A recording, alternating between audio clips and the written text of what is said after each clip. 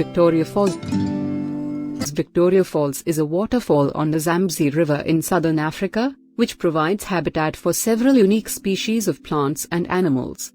It is located on the border between Zambia and Zimbabwe and is one of the world's largest waterfalls, with a width of 1,708 meters, 5,604 feet.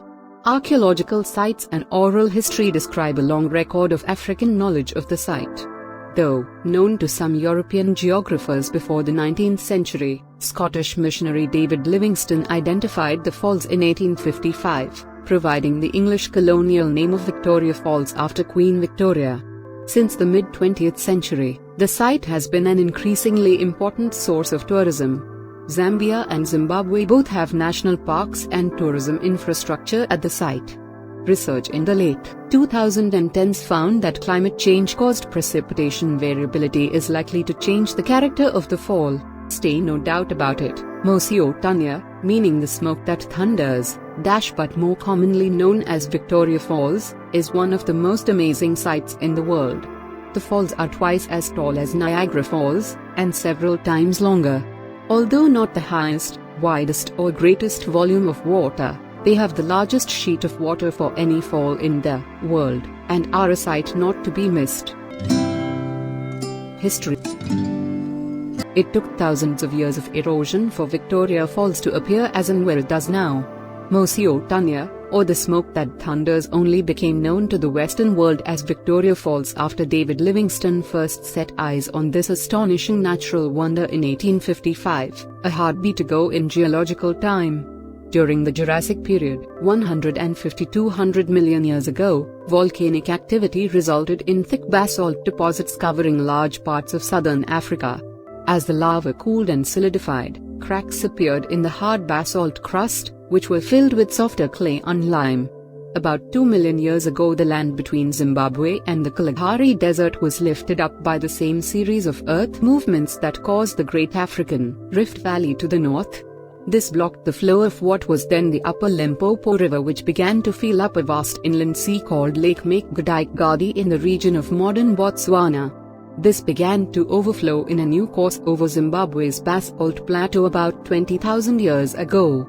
Erosion by the mighty Zambezi River cut through the softer materials in the hard basalt, forming the first of a series of waterfalls.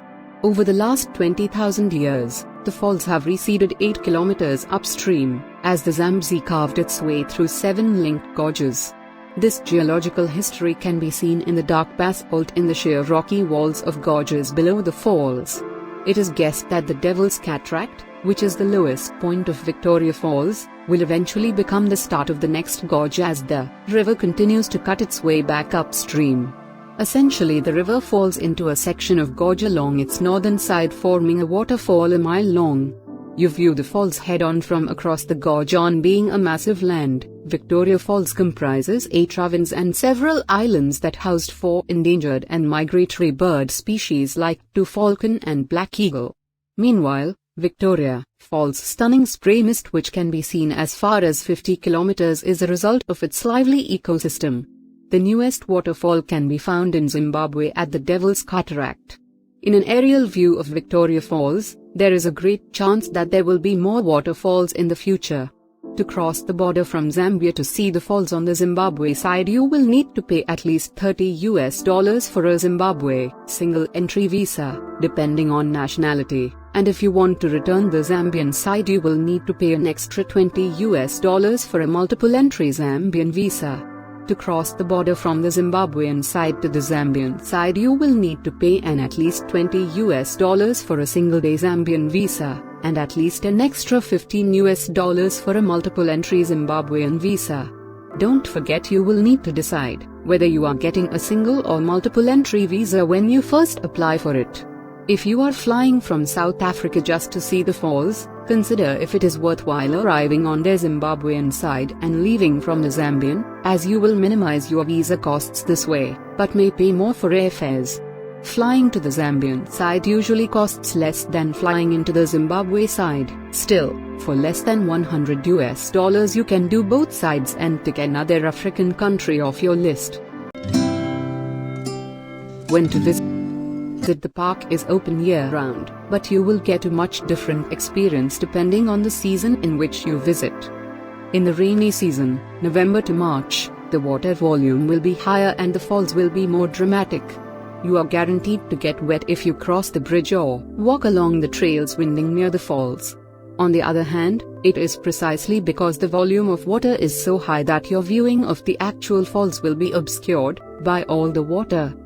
In the dry season, April to October, the water volume will be lower, and by October Victoria Falls might just be a trickle. You will get a clearer view of the rocky ledge beneath the falls, which is pretty spectacular, but the falls might be somewhat underwhelming. By plane, British Airways and South African Airways offer daily flights between Johannesburg, JNB, and Victoria Falls Airport. Air Zimbabwe also offers flights between Victoria Falls Airport and other destinations within Zimbabwe. Cheaper flights from South Africa are often available to neighboring Livingstone. Kenya Airways have flights from Nairobi and Cape Town by train. The classic way of reaching Victoria Falls is by the overnight train from Bulawayo, now back to running daily again. National Railway of Zimbabwe still uses lovely British 1950s coaches for this line. During the first few hours after departing Victoria Falls, you may see some of wildlife. Departure from Victoria Falls going to Bulawayo is at 1900 hours every day, arriving in Bulawayo the next morning around 10 o'clock to 11 o'clock. Victoria Falls Railway Station is on Mallet Drive, next to the Victoria Falls Hotel. It offers a left luggage service.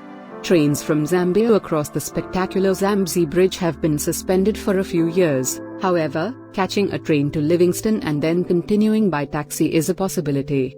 By car, the roads within Zimbabwe are relatively good. The most direct way to Victoria Falls overland is from Bulawayo. There is a good road network from the South African border at Piet Bridge right through to the falls. It's possible to drive in through Livingstone.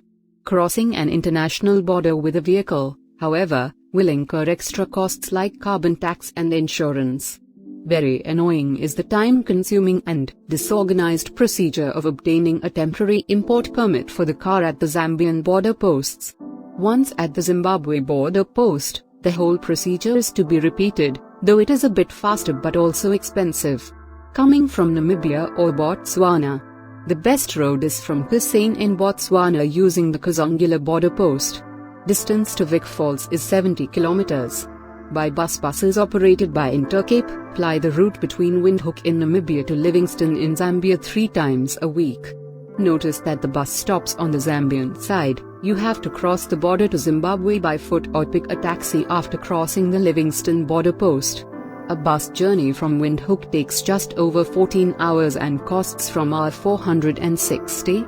Buses operated by Intercape sometimes have a route between Bulawayo and Vic Falls. Intercape has the largest intercity route network in southern Africa.